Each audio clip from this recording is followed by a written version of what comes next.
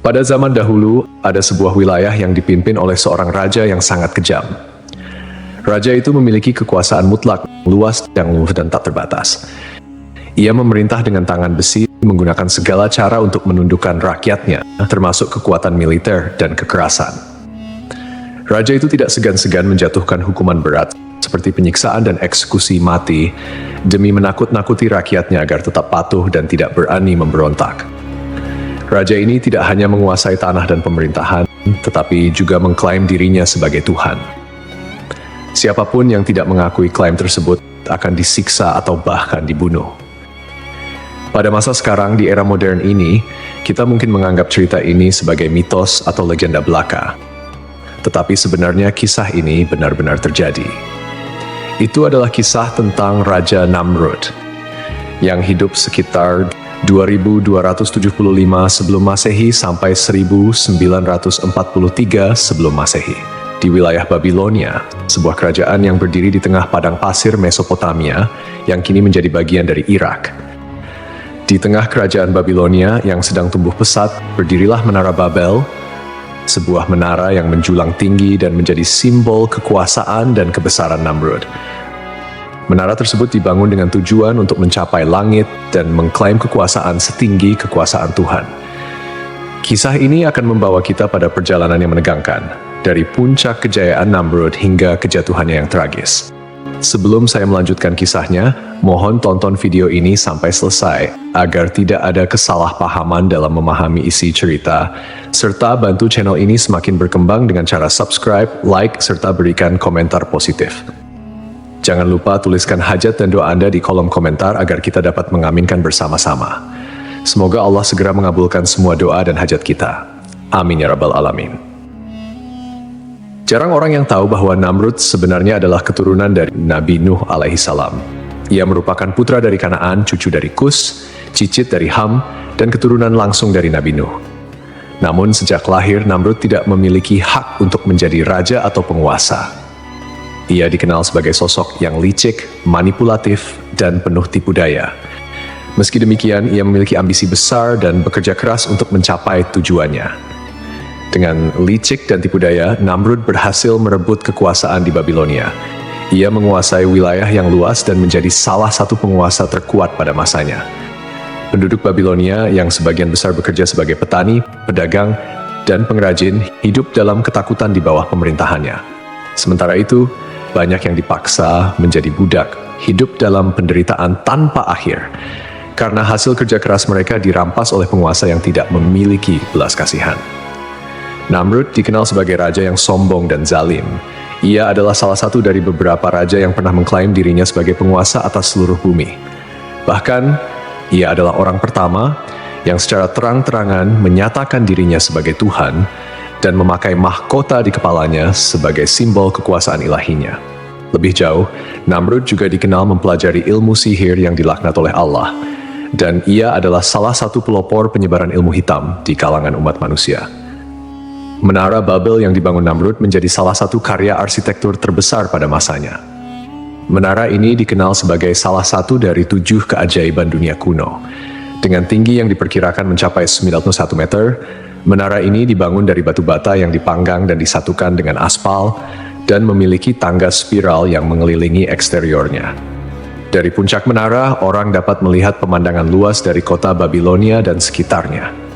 Namun, Menara Babel bukan hanya simbol kekuasaan Namrud, melainkan juga simbol kesombongan dan penentangannya terhadap Allah.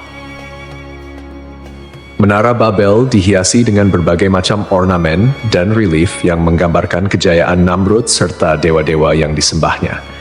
Bangunan ini dianggap sebagai karya arsitektur yang sangat fantastis pada masanya, dibangun oleh ribuan pekerja termasuk budak dan para tukang yang terampil. Beberapa sumber kuno menyebutkan bahwa pembangunan menara tersebut melibatkan puluhan ribu orang dan berlangsung selama beberapa dekade. Proyek ini memakan waktu sekitar 20 hingga 30 tahun dengan berbagai tahap rekonstruksi. Tujuan utama pembangunan Menara Babel adalah untuk menunjukkan kekuasaan, kemegahan, serta ambisi Namrud yang ingin mencapai langit dan menyamai Tuhan. Menara ini bukan sekadar simbol kekuasaan, tetapi juga menjadi pusat kekuatan kerajaan Babilonia, yang merupakan salah satu peradaban terbesar dalam sejarah manusia. Babilonia yang terletak di Mesopotamia, kini wilayah Irak, terkenal sebagai pusat perdagangan, budaya, dan kekuasaan pada masa itu. Sebelum jadi raja, Namrud sudah hidup dalam kemewahan dan kesejahteraan. Mimpinya yang paling besar adalah menjadi penguasa mutlak atas seluruh muka bumi.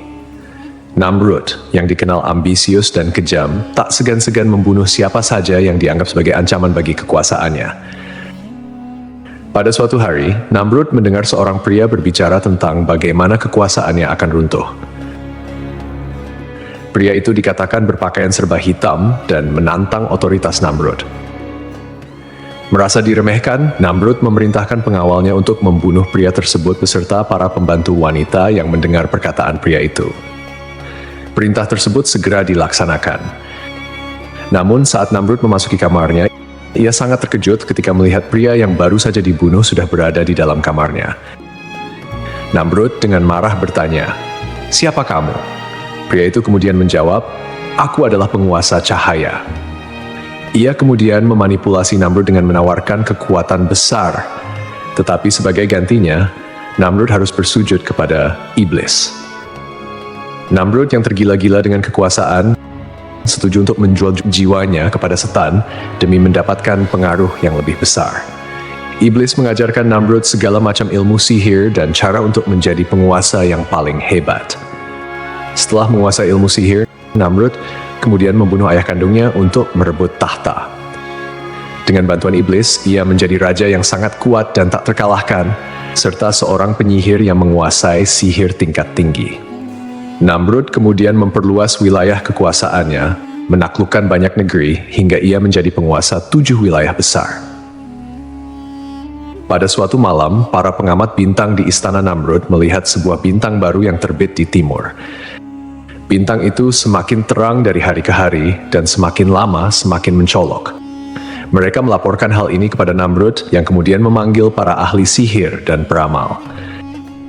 Para ahli sihir sepakat bahwa bintang tersebut menandakan kelahiran seorang bayi yang akan menjadi ancaman bagi kekuasaan Namrud. Ramalan ini membuat Namrud semakin gelisah dan ketakutan. Ia melihat kelahiran bayi tersebut sebagai ancaman nyata bagi kekuasaannya. Maka Namrud memerintahkan agar semua bayi laki-laki yang baru lahir di kerajaannya harus dibunuh. Salah satu pengikut setia Namrud, Azar, yang juga merupakan ayah dari Nabi Ibrahim alaihi salam, baru saja dikaruniai seorang anak laki-laki. Namun, Azar tidak tega menyerahkan anaknya kepada Namrud. Oleh karena itu, ia menyembunyikan Ibrahim kecil di sebuah gua agar selamat dari pembantaian. Meskipun disembunyikan di gua, Nabi Ibrahim tidak sendirian. Allah dengan kekuasaannya yang maha besar memberikan mukjizat untuk menjaga Ibrahim yang masih bayi. Diriwayatkan bahwa dari jari-jari mungil Ibrahim, Allah mengeluarkan susu yang cukup untuk memenuhi kebutuhannya sehari-hari. Ibrahim kecil menghisap jarinya sendiri untuk mendapatkan makanan yang dibutuhkannya. Dan dengan izin Allah, ia tumbuh sehat dan kuat meski berada dalam kondisi yang sangat sulit. Tahun demi tahun berlalu, dan Ibrahim tumbuh dalam perlindungan Allah yang penuh keajaiban. Setelah dewasa, Ibrahim diutus oleh Allah sebagai nabi untuk menyeru kaumnya agar meninggalkan penyembahan berhala dan hanya menyembah Allah. Ibrahim pun menjadi penantang utama kekuasaan dan kezaliman Namrud. Ketika kekeringan melanda kerajaan Babilonia dan rakyatnya datang memohon bantuan dari Namrud, Nabi Ibrahim juga hadir di tengah-tengah mereka. Di hadapan Namrud, Ibrahim bertanya, "Siapakah Tuhan yang sebenarnya?" Namrud, yang sombong, mengklaim bahwa dialah Tuhan. Namun Ibrahim dengan tegas mengatakan bahwa Tuhannya adalah Allah yang menghidupkan dan mematikan. Namrud menentang Ibrahim dengan mengatakan bahwa ia juga bisa menghidupkan dan mematikan dengan cara membebaskan seorang tawanan dan membunuh tawanan lainnya. Ibrahim kemudian menantangnya, "Jika kamu memang Tuhan, buatlah matahari terbit dari barat." Namrud terdiam, tidak mampu menjawab, dan akhirnya merasa terhina. Namrud suatu hari memanggil Nabi Ibrahim ke hadapannya. Ia ingin menunjukkan kekuasaannya dan menantang Ibrahim. Untuk membuktikan bahwa ia juga bisa menghidupkan dan mematikan, Namrud memerintahkan 2 orang pria dibawa ke hadapannya. Salah satu dari mereka dibunuh, sementara yang lain dibiarkan hidup. Lalu Namrud berkata kepada Ibrahim, "Lihatlah, aku juga bisa menghidupkan dan mematikan." Namun, Nabi Ibrahim alaihissalam dengan bijak menjawab, "Kalau begitu, hidupkanlah kembali orang yang telah kamu bunuh." Namrud terdiam, ia tidak bisa melakukan itu. Ibrahim kemudian melanjutkan tantangannya. "Tuhanku menerbitkan matahari dari timur. Jika engkau memang Tuhan, cobalah terbitkan matahari dari barat." Namrud tidak mampu menjawab tantangan ini dan menjadi sangat marah. Sebagai balasan, Namrud melarang Ibrahim mengambil makanan dari negerinya. Namun dengan izin Allah, Ibrahim meminta segenggam pasir dan membawanya pulang. Pasir itu, berkat mukjizat dari Allah Subhanahu wa Ta'ala, berubah menjadi makanan lezat yang cukup untuk keluarganya. Nabi Ibrahim mulai menjalankan misinya untuk mengajak umatnya menyembah Allah dan meninggalkan penyembahan terhadap Namrud serta berhala-berhala yang mereka puja. Namun, umat Namrud menolak dan terus menyembah berhala. Suatu hari, ketika orang-orang meninggalkan kuil, Ibrahim menghancurkan semua berhala kecil dan menyisakan satu berhala yang paling besar. Ketika penduduk kembali dan melihat berhala-berhala mereka hancur, mereka membawa Ibrahim kepada Namrud untuk diadili. Namrud dengan penuh dendam memerintahkan Ibrahim dibakar hidup-hidup. Mereka pun menyalakan api yang sangat besar dan melemparkan Ibrahim ke dalamnya. Namun dengan kehendak Allah, api tersebut tidak membakar Ibrahim sedikitpun dan ia selamat dari hukuman tersebut.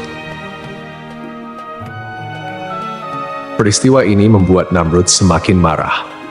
Orang-orang mulai meragukan kekuasaan Namrud dan beralih kepada kepercayaan Ibrahim. Merasa kekuasaannya terancam, Namrud meminta bantuan kepada iblis. Iblis mengatakan bahwa Ibrahim adalah setan yang kebal terhadap api dan menyarankan Namrud untuk menggunakan cara lain. "Namrud, aku telah kalah berkali-kali dengan Ibrahim, dia terus menghina kekuasaanku dan sekarang rakyat mulai meragukan kebesaranku. Aku adalah raja dunia, tapi mengapa aku tidak bisa menundukkan seorang Ibrahim? Kekuasaanmu besar, tetapi engkau hanya kalah karena engkau belum menggunakan semua cara. Ibrahim bukanlah seorang manusia biasa. Ia dilindungi oleh kekuatan yang tidak bisa engkau lawan dengan kekuatan fisik. Lalu apa yang harus aku lakukan? Apa yang bisa mengalahkannya? Aku sudah mencoba membunuhnya dengan api, tapi bahkan api pun tidak mematuhiku." Iblis, Ibrahim dilindungi oleh Tuhannya, tetapi aku bisa memberikanmu kekuatan untuk menandingi itu. Sembahlah aku. Akulah yang bisa memberimu kekuatan sihir, kekuatan untuk mengendalikan segala hal di dunia ini. Bersama kita bisa menghancurkan Ibrahim. Mengapa aku harus menyembahmu? Bukankah aku adalah Tuhan di atas segala Tuhan? Engkau mengklaim demikian, tetapi lihatlah dirimu. Engkau tidak bisa mengalahkan Ibrahim. Aku akan memberikanmu kekuatan yang tidak engkau miliki. Sebagai gantinya, engkau harus menyerahkan dirimu kepadaku. Dan aku akan menunjukkanmu jalan untuk mencapai kekuatan yang lebih besar dari apa yang kau miliki sekarang. Dalam kesombongannya, Namrud setuju untuk bersekutu dengan iblis. Iblis kemudian mengajarkan Namrud berbagai macam ilmu sihir, termasuk cara menggunakan kekuatan jahat untuk mengendalikan orang-orang di sekitarnya. Namrud semakin tenggelam dalam kekufuran, menyembah kekuatan jahat dan menggunakan sihir untuk memperkuat kekuasaannya. Ia bahkan menjadi penyihir yang sangat kuat dan merasa dirinya tak terkalahkan. Allah Subhanahu wa Ta'ala kemudian mengirimkan pasukan nyamuk sebagai hukuman kepada Namrud dan tentaranya.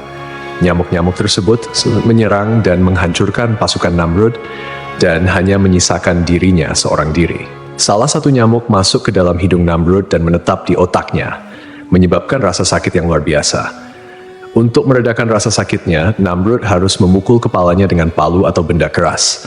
Rasa sakit ini berlangsung selama 400 tahun, hingga akhirnya Namrud mati dalam keadaan yang sangat mengenaskan.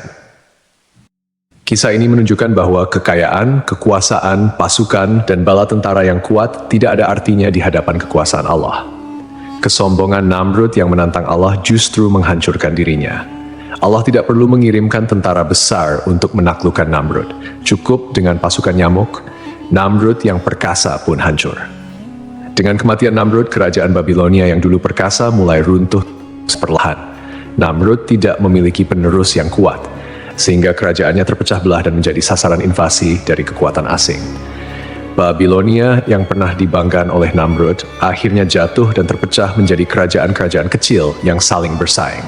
Kisah ini menjadi pelajaran bagi kita semua bahwa hanya Allah yang memiliki kekuasaan mutlak, dan kepadanya lah kita harus tunduk. Hal ini menjadi bukti bahwa tidak ada kekuasaan manusia yang bisa melawan kekuasaan Allah, seberapapun kuatnya mereka.